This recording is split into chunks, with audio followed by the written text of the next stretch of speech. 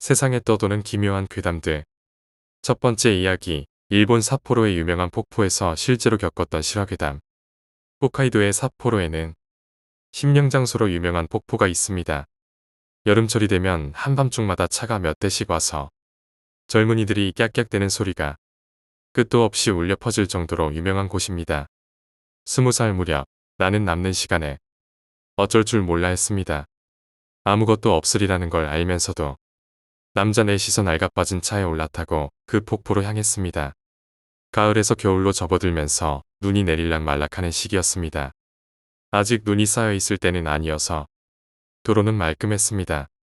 하지만 폭포에 가까워짐에 따라 바닥에 쌓인 눈이 점점 늘어갔고 폭포에 도착할 무렵쯤 되니 바퀴 자국이 남은 게 보일 정도로 쌓여 있습니다. 시간은 밤 12시를 지났습니다. 한여름을 넘긴 탓인지 우리 말고 다른 사람들은 보이지 않았습니다. 주차장에는 다른 차도 없었고 쌓인 눈은 하얀 도화지처럼 자국 하나 없이 펼쳐져 있었습니다. 주차장을 지나서 그대로 심령장소였던 폭포까지 내려갑니다. 쌓인 눈과 바람 속에 울부짖는 고목들 때문에 분위기만은 확실히 음산했습니다. 하지만 당연하다면 당연하달까. 아무 일도 일어나지 않았습니다. 일부러 여기까지 왔는데 이게 뭔가 싶어 투덜거리며 주변을 돌아봅니다. 주차장에서 조금 위쪽에 있는 산책길의 발자국이 보였습니다. 여기 이상한 거 있는데 다들 같은 생각이었습니다. 발자국은 하나뿐이었고 크기로 보아 여자의 발자국인 듯했습니다. 게다가 하이힐 같은 신발이었는지 점 하나와 면으로 구성된 발자국입니다. 그 발자국이 산 위로 올라가는 쪽으로만 이어져 있습니다. 즉, 올라간 흔적은 있지만 다시 내려왔던 흔적은 없다는 것이었습니다. 이거 언제 찍힌 발자국일까? 그것 또한 의문이었습니다. 방금 전까지 소복소복 내리던 눈도 어느새 그쳤습니다. 만약 낮에 찍힌 발자국이었다면 그 위에는 새로 내린 눈이 더 쌓였을 텐데.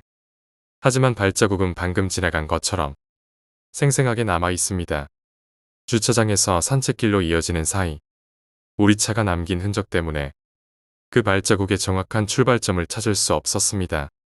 아무도 올라갈 것 같지 않은 겨울 산속 산책길로 이어진 발자국. 안쪽으로 단 한 사람의 발자국만 이어졌습니다. 따라가 보자.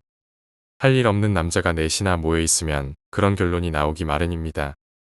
귀신보다는 차라리 곰이 더 무서울 거라는 농담을 던지며 눈에 묻힌 강변 산책길을 따라 발자국을 쫓아 걸었습니다.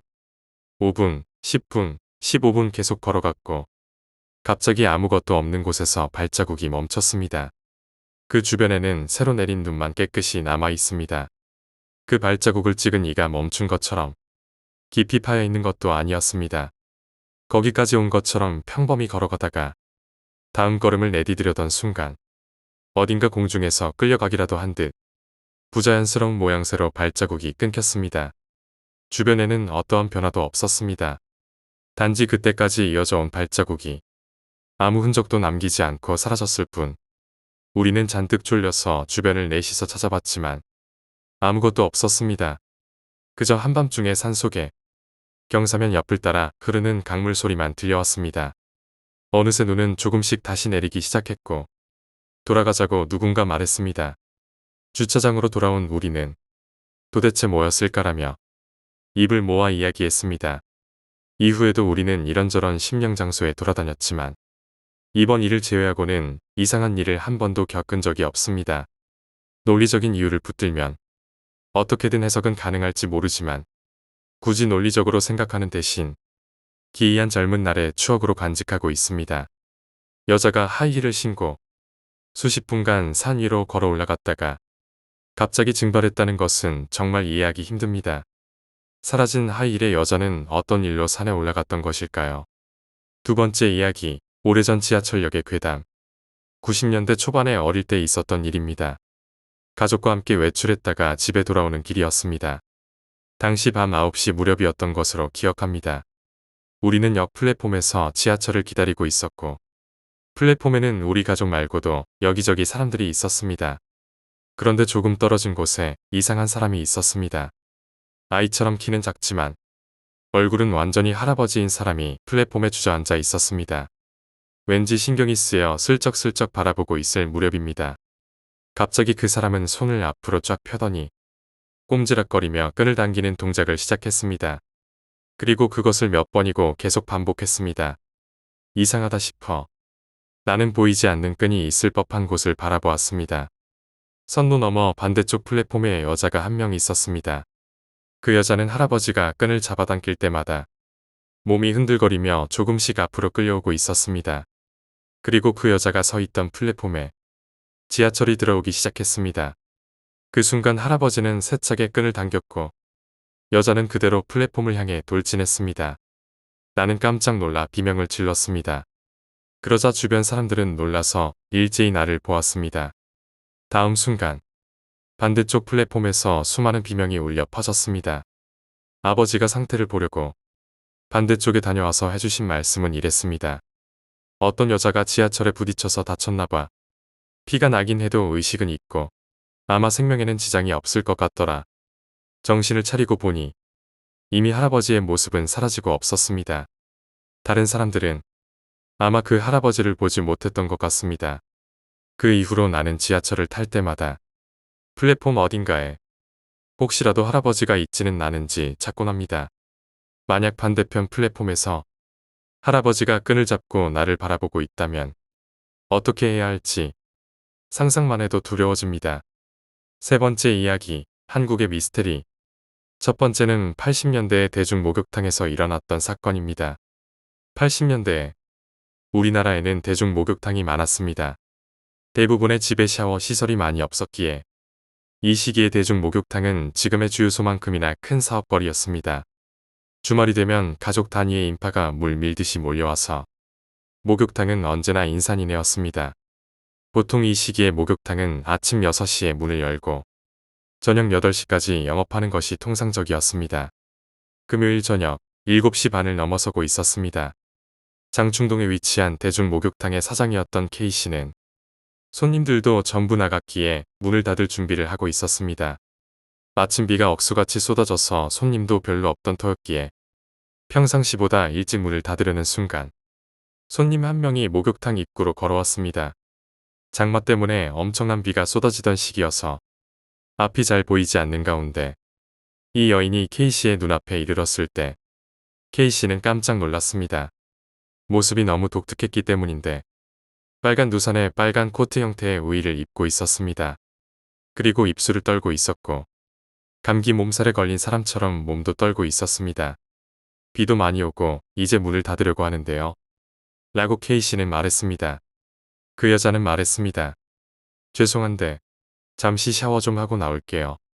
뜨거운 물에 잠깐만 몸을 담그고 싶어요. 제발 부탁입니다.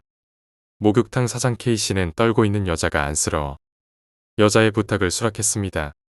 그럼 얼른 탕에 몸만 담그고 나오세요. 곧 문을 닫을 거니까 얼른 씻고 나오세요. 고맙다는 말을 던진 이 여자는 바로 탕 속에 들어갔고 그렇게 시간이 흘렀습니다.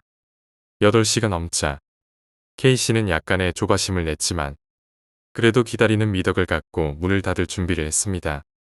청소와 때밀이를 하는 종업원은 일찍 퇴근한 상황이라 사장이 직접 청소를 해야 했습니다. 8시 반이 되어도 여자가 나올 기미가 보이지 않자 결국 K씨는 여탕 입구에서 문을 두드렸습니다. 손님, 1시간이 다 돼가요. 이제 마무리하시고 나오세요. 저도 청소하고 문 닫고 집에 가야지요. 몇 번의 노크와 말에도 안에서는 아무런 인기척이 없었습니다. K씨의 손에는 땀이 서서히 나기 시작했고 문을 열지 말지 고민하며 다시 큰 소리로 말을 반복했습니다. 그리고 힘을 주어 노크 소리를 더 크게 했지만 아무런 인기척을 느낄 수 없었습니다. 결국 K씨는 문을 열고 목욕탕 안을 들여다보았습니다. K씨는 꿈을 꾼 듯한 느낌이었다고 훗날 회상했습니다. 탕 속은 온통 붉은색으로 물들어 있었고 여인은 두 눈을 부릅뜬 채로 K씨를 주시하고 있었습니다. 아직도 기억이 생생하다는 사장의 말은 듣는 이로 하여금 소름 돋게 만들었습니다. 경찰 신고로 이 사건은 수사에 들어갔지만 끝내 해결되지 못했습니다. 목욕탕에는 사장과 이 여자뿐이었고 여자의 사이는 사심이 같은 날카로운 도구로 난도질을 당한 상태였습니다. 살해 도구는 찾지 못했고 자살인지 타살인지도 밝히지 못했습니다. 가장 유력한 용의자인 목욕탕의 사장이었던 K씨는 아무런 살해 동기가 없었습니다. 10년 넘게 이곳에서 목욕탕을 운영했고 가족과 단란하게 사는 지극히 평범한 인물이었기 때문입니다. 밀폐된 공간이었던 목욕탕에서 이 여자는 무참하게 죽은 것입니다. 결국 K씨는 목욕탕을 정리하고 지방으로 이사간 것으로 알려졌습니다. 두 번째는 치악산 토막 연쇄살인 사건입니다. 1980년 시국이 어수선할 때 우리나라의 명산 중 하나인 치악산에서 이상한 사건이 생겼습니다. 40대 한 남성이 등산을 하던 것으로 추정된 모습으로 토막살해를 당한 것입니다. 이 당시에는 토막살인이라는 것이 거의 드문 일이었고 너무 시체가 잔혹해서 언론에 공개되지 못한 채 비밀리에 수사가 시작되었습니다. 국과수의 시체가 옮겨지고 살해 도구를 찾는데 혈안이 됐지만 결국 적당한 도구조차 예상하지 못했습니다. 왜냐하면 토막 난면이 너무나 부드러웠기 때문입니다. SF 영화에서 나오는 레이저 빔 같은 것으로 아주 부드럽게 절단된 것처럼 토막된 면의 정교함과 부드러움은 그 당시 국과수에서는 예측조차 할 수 없었습니다. 그런데 문제는 이 시체가 처음이자 마지막이 아니라는 것입니다. 첫 시체가 발견된 이후 일주일에 한 번꼴로 치악산 근처에서 똑같이 토막이 나 있는 시체가 발견되었습니다. 결국 한 달 동안 19의 시체가 발견됐고 이 시체들 모두 한치의 오차도 없이 18토막을 부위별로 정확하게 나눈 것입니다. 노련한 국과수 위원들은 당황할 수밖에 없었습니다. 도대체 무엇으로 이렇게 정확하게 토막을 낼 수 있단 말인가? 사실은 누가 이런 미친 짓을 했느냐보다 무엇으로 절단했느냐가 더 화제가 되었습니다. 아무리 생각해도 이런 단면을 보일 도구는 이 세상에 존재하지 않았던 것입니다. 네 번째 이야기, 케네디 괴담. 미국 역사에 있어 케네디라는 존재는 다른 대통령들과 달리 매우 특이한 구석이 있습니다. 그의 문란했던 사생활에도 불구하고 대중의 장밋빛 환상이 지금까지 계속되어 아우라를 재생산하는 것 같습니다. 그리고 그의 죽음과 관련한 음모론이 이런 아우라를 더욱 돋구어주게 됩니다. 다름이 아니라 외계인과 연계되어 있다는 소문이 퍼다니다 보니 극적으로 대통령에 당선되고 여배우 메릴린 먼로와의 연문, 댈러스에서의 암살, 케네디는 왜 전생에 어떤 사람이었기에 파란만장한 삶을 살다가 생을 마감했을까요? 그의 전생과 묘한 연관성을 가지고 있는 미국 역대 최고의 대통령이었던 링컨에 대해서 이야기해보고자 합니다. 우연이라 하기엔 너무나 닮아있는 두 사람. 링컨이 암살되던 날 링컨은 경호원에게 누군가가 내 목숨을 노리고 있다고 말했습니다. 케네디 역시 개인 고문관 켄 노도넬과 아내 제클린에게 만약 누군가 창문에서 총으로 날 노린다면 그걸 막을 도리가 없지요. 라고 말했던 바가 있습니다. 링컨이 암살당한 날은 1월 14일 금요일. 케네디는 11월 22일 역시 금요일이었습니다. 케네디의 비서였던 이블린 링컨이라는 여성은 댈러스에 방문하는 것을 극적으로 말렸습니다. 역시 링컨의 비서였던 케네디는 암살 장소에 가지 말라고 권했습니다. 링컨은 포드 극장에서 암살당했고 케네디는 포드 자동차에서 만든 링컨 차를 타고 가다 총에 맞았습니다. 더욱 흥미로운 사실은 그들의 암살범입니다. 링컨의 암살범은 존 윌크스 부스로 1838년생, 케네디를 죽인 암살범 리 하비 오스왈드는 1938년생. 둘 사이엔 100년의 시간이 있었고 둘 다 남부의 사람이었으며 20대 청년이었습니다. 또 이들의 이름은 모두 세 단어로 이루어진 15글자의 이름입니다. 범인이 붙잡혔던 장소도 흥미롭습니다. 링컨의 암살범 부스는 워싱턴 포드 극장에서 링컨을 죽인 후 도망가다 창고에서 잡혔고 케네디를 암살한 오스왈드는 창고에서 도망가다 극장에서 붙잡혔습니다. 그리고 이 암살자 둘은 재판 전에 의문의 암살을 당했습니다. 케네디와 링컨의 후임자는 모두 남부 사람이며 링컨의 후임은 앤드류 존슨 1808년생, 케네디의 후임은 린든 존슨 1908년생. 성도 같은 존슨이며 철자 또한 13글자에 역시 100년의 차이가 있습니다. 가장 충격적인 것은 링컨과 케네디의 일주일 전 행보입니다. 링컨은 죽기 일주일 전 메릴랜드주의 먼로라는 곳에 있었으며 케네디는 메릴린 먼로와 만나고 있었습니다. 케네디는 전생의 링컨이 아니었을까요? 그렇지 않다면 이렇게 소름 끼치게 일치하는 평행 이론은 어떻게 설명할 수 있을까요? 링컨이 의원에 당선되며 정치에 발을 들인 시점은 1846년, 케네디는 1946년에 정치에 입성합니다. 정확히 100년 차이입니다. 링컨이 대통령이 된 해는 1860년, 케네디는 1960년입니다. 이 역시 100년 차이입니다. 또한 이 둘의 성의 알파벳 수는 모두 7글자이고 링컨의 비서의 성은 케네디, 케네디의 비서의 성은 링컨. 과연 우연의 일치일까요? 다섯 번째 이야기, 연수원 괴담. 지금은 해체된 대우그룹에 98년에 입사했습니다.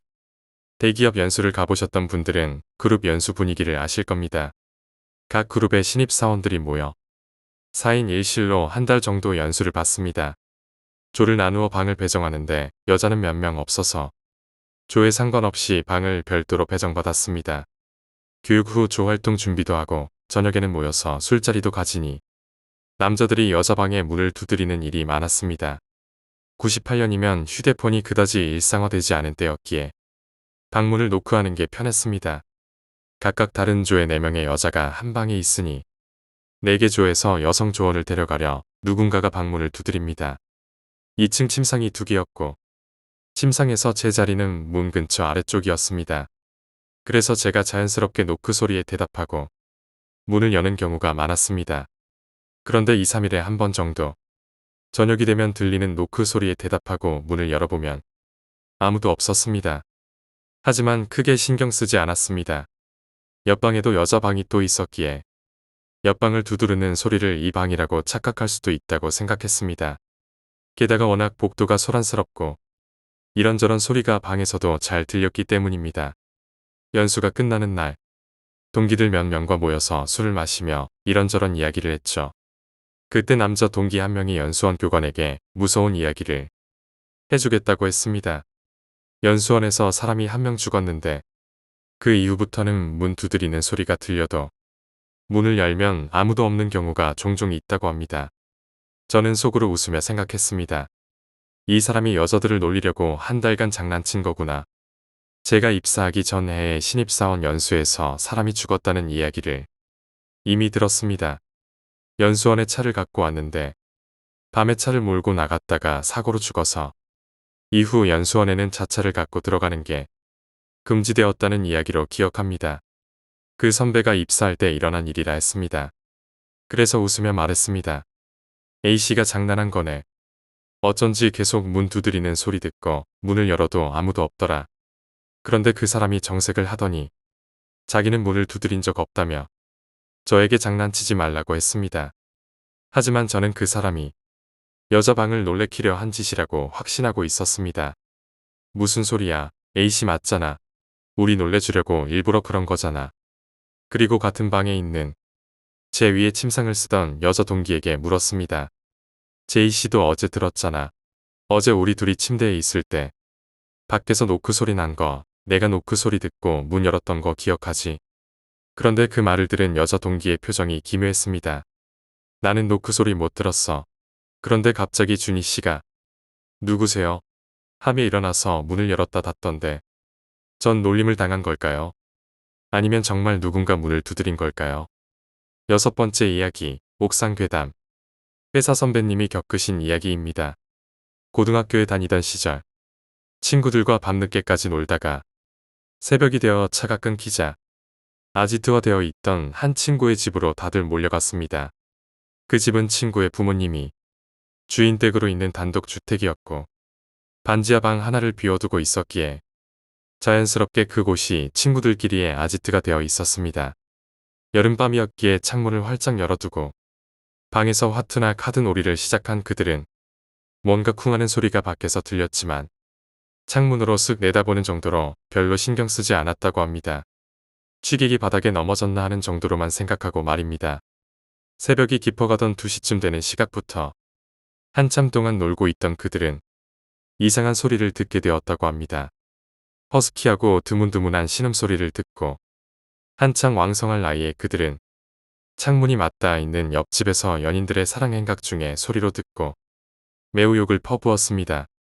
그리고 몇 분 뒤에 잠잠해졌다 싶어서 다시 자신들의 놀이에 열중하던 중 1시간쯤 뒤에 다시 그 소리가 들려왔습니다. 또 시작인가 싶어 짜증이 났지만 어쩔 수 없는 노릇이라 무시한 채로 놀다 보니 어느새 다시 잠잠해졌다고 합니다. 그러다가 새벽 4시경에 그 소리가 또 들려왔습니다. 이번에는 신음소리에 뭔가 말소리가 섞여 들렸는데 웅얼웅얼 하는 소리임에도 상당히 가까이서 뚜렷하게 지하방까지 소리가 들렸습니다. 밤새도록 지겹게도 한다 싶어 그들은 이젠 웃어넘기고 조금 있으면 차가 다닐 시간이니 첫 차를 타고 집에 들렀다가 등교하자는 이야기를 했지요. 그리고 새벽 5시쯤에 슬슬 첫 차가 다니겠다 싶어서 모두 밖으로 나왔는데 대문 쪽에 웅성거리는 소리가 들렸습니다. 뭔가 싶어서 대문을 열고 나갔더니 경찰과 동네 사람들 몇 명이 나와 있었습니다. 그리고 그들은 놀라운 상황을 목격했습니다. 옆집에서 한 남자가 투신 자살을 한 것입니다. 머리부터 떨어져서 선배님과 그 친구들은 밤새도록 죽어가는 사람의 목소리를 듣고 있었습니다. 아니면 이미 죽은 사람의 말소리를 들었을지도 모릅니다. 7번째 이야기, 유조선 괴담. 과거에 나는 해운 회사에서 항해사로 일했습니다. 이 이야기는 회사에 입사하고 바로 있었던 일입니다. 내가 타던 배가 정기점검 때문에 조선소로 보내졌고 평소에는 닫아두던 곳들도 전부 개방해서 내부를 점검하게 되었습니다. 그 배는 전체 길이 300m 이상의 초대형 유조선입니다. 원유 탱크와 이어진 파이프에 누수나 파손이 없는지 내부에서부터 정밀 점검을 하던 것이었습니다. 워낙 큰 배다 보니 갑판과 배 밑바닥 사이에는 30m가량 공간이 있었고 파이프는 배의 밑바닥에 깔려 있었습니다. 굵기가 직경 60cm 정도인 파이프가 200m가량 늘어서 있는 것입니다. 그나마 구부러진 형태가 아니라 일직선이라는 것이 다행이라면 다행이었습니다. 당연한 이야기지만 파이프 안은 암흑천지였습니다. 상사와 둘이서 점검을 위해 들어가게 되었지만 폐쇄 공포증이 있는 내게는 도저히 참기 힘든 곳이었습니다. 가로로 늘어선 파이프 중에 딱 한 곳만 세로로 있는 곳이 있어 거기 들어가면 나올 수도 없어. 도울 방법도 없으니까 조심해라. 라고 상사가 말했습니다. 파이프 입구부터 시작해 밸브 사이에 좁은 틈새를 억지로 파고 들었습니다. 팔꿈치와 무릎에는 보호대를 착용하고 후레쉬를 든 채로 새까만 파이프 안을 내 발로 기어갔습니다. 앞에 먼저 기어가는 상사를 필사적으로 따라갈 뿐이었고 싱가포르에 있는 조선소였기에 날씨도 찌는 듯이 더웠습니다.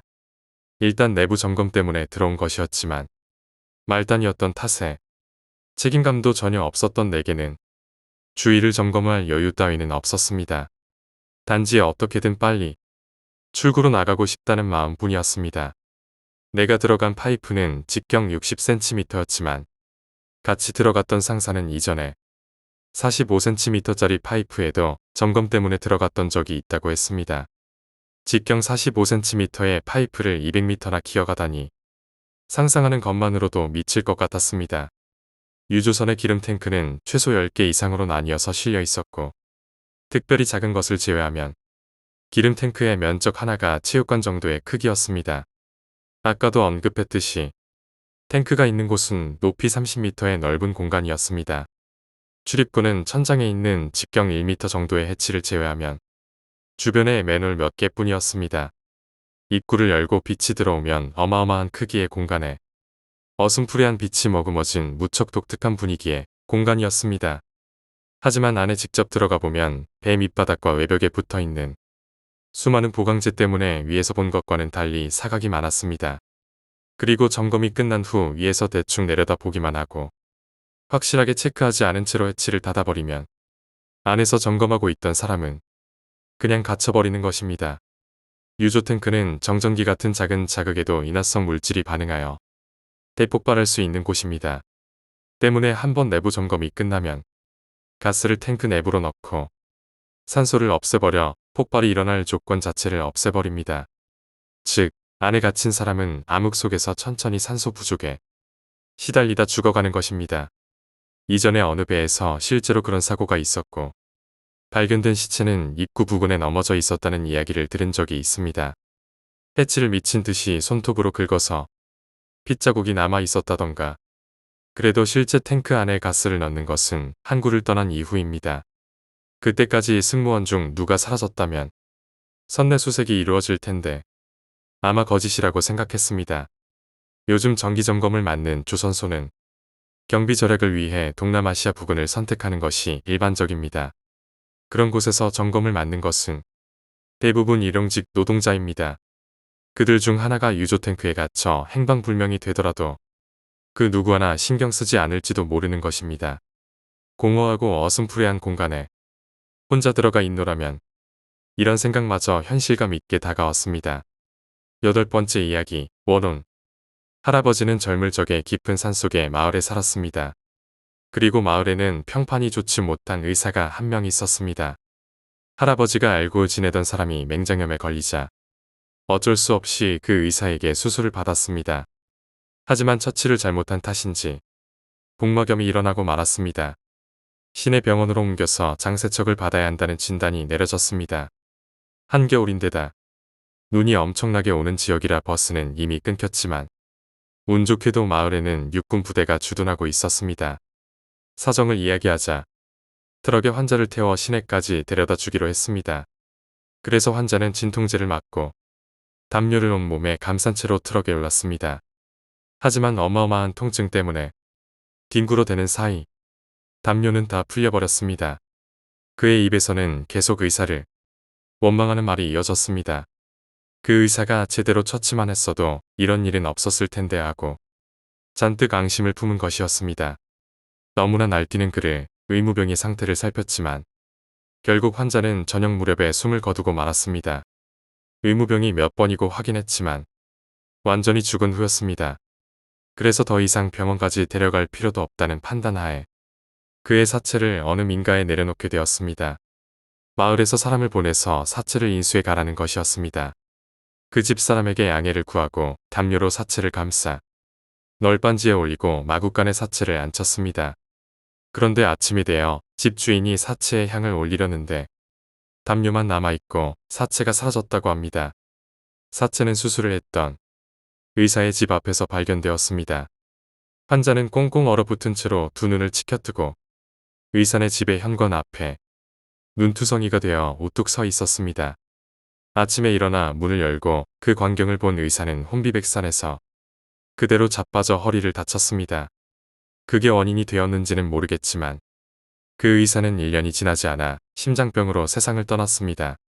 할아버지는 몇 번이고 그 의무병이 죽음을 확인했을 뿐만 아니라 폭설이 내리는 밤부터 아침까지 아무리 열심히 걸어도 도착할 거리가 아니었다는 것을 강조했습니다. 그 후부터 그 마을은 의사 한 명 없이 살고 있다고 합니다. 마을 진료소에는 새롭게 의사가 들어와도 모두 1년도 버티지 못하고 그만둬 버린다는 것입니다. 9번째 이야기, 인적이 드문 화장실. 저는 20대 직장인 여성입니다. 제가 올해 초봄 즈음에 겪었던 일입니다. 당시 저는 방배동의 핸드폰 가게에서 일했습니다. 일하고 있던 매장에는 화장실이 따로 없었고 화장실에 가려면 옆 건물의 화장실로 가야 했습니다. 남자친구와 통화를 하기 위해서 그 화장실을 빈번하게 이용하기도 했습니다. 주로 1층에 있는 화장실을 이용했지만 그곳은 오래되고 남녀 공용이었기에 2층 화장실을 이용할 때도 있었습니다. 그리고 사건은 그 2층 화장실에서 일어났습니다. 저는 남자친구와 통화를 많이 하는 편이라 전화로 다투는 경우도 많았습니다. 경험해보신 분들은 알겠지만 누군가와 통화를 할 때에는 특히 다투는 경우에는 주변을 신경 쓰지 못할 때가 많습니다. 그날도 남자친구와 통화를 하다가 다투었는데 1층 화장실이 잠겨 있어서 어쩔 수 없이 2층 화장실로 갔습니다. 2칸 있는 화장실 중에서 왼쪽 칸으로 들어갔고 남자친구와 심하게 다투던 중이라 문도 잠그지 않고 통화에 집중했습니다. 한참 통화를 하고 있는데 누군가 들어오는 소리가 나는 겁니다. 별로 대수롭지 않게 여기고 계속 통화를 하면서 저 사람 나가면 나도 나가야지라고 생각했습니다. 그런데 통화를 하다 보니 신경 쓰이는 게 있었습니다. 결국 신경이 쓰여 통화를 끊었는데 분명 그 사람이 들어왔던 소리는 들었는데 나간 소리를 듣지 못한 겁니다. 시간이 한참 흘렀는데도 말이죠. 그때부터 다시 아무것도 느끼지 못한 척하면서 계속 통화하는 신용을 했습니다. 말 그대로 혼자 떠든 거죠. 그러면서 밖에 누군가에게 계속 집중했습니다. 보이진 않지만 그 사람은 숨을 죽이며 제가 나오기만 기다리고 있는 것 같았습니다. 혹시나 싶어서 문 아래 아주 조그만 틈으로 아직 있는지 확인이라도 하고 싶어서 엎드린 자세로 숨을 죽이고 계속 통화하는 신용을 하면서 틈 사이를 보았습니다. 그 순간 진짜 소리 지를 뻔한 것을 가까스로 참아내고 바로 고개를 들었습니다. 그 틈 사이로 보는 순간 제 눈에 들어온 것은 다름 아닌 그 사람의 눈이었습니다. 그 사람 역시 숨을 죽이며 문 아래로 저를 몰래 지켜보고 있었는데 내려다본 순간에 눈이 마주친 것이지요. 심장이 터져 나갈 것 같았지만 잽싸게 핸드폰을 진동으로 바꾸고 남자친구에게 문자를 보냈습니다. 제가 일하는 매장의 전화번호와 함께 사장님을 불러달라는 메시지를 보냈죠. 문자를 보내고 사장님이 오신 것은 고작 1에서 2분밖에 되지 않았지만 그 짧은 시간이 몇십 년 같았습니다. 절 부르시는 사장님 목소리를 듣고서야 저는 다리에 힘이 풀리고 그 자리에서 엉엉 울고 말았습니다. 나중에 사장님한테 들었는데 20대 초반의 젊은 남자였고 품 안에 뭔가를 숨기며 당황한 모습으로 나가더라고요. 정황을 잘 모르시는 사장님은 제가 무슨 일이 났는지 저만 찾기에 급급하셔서 그 사람에게 신경 쓰지 않았다고 합니다. 지금 이 순간에도 너무 소름이 끼칩니다. 아직도 그때 그 남자의 눈빛을 잊지 못하고 있습니다. 그 이후로 저는 인적이 드문 화장실은 가지 않습니다.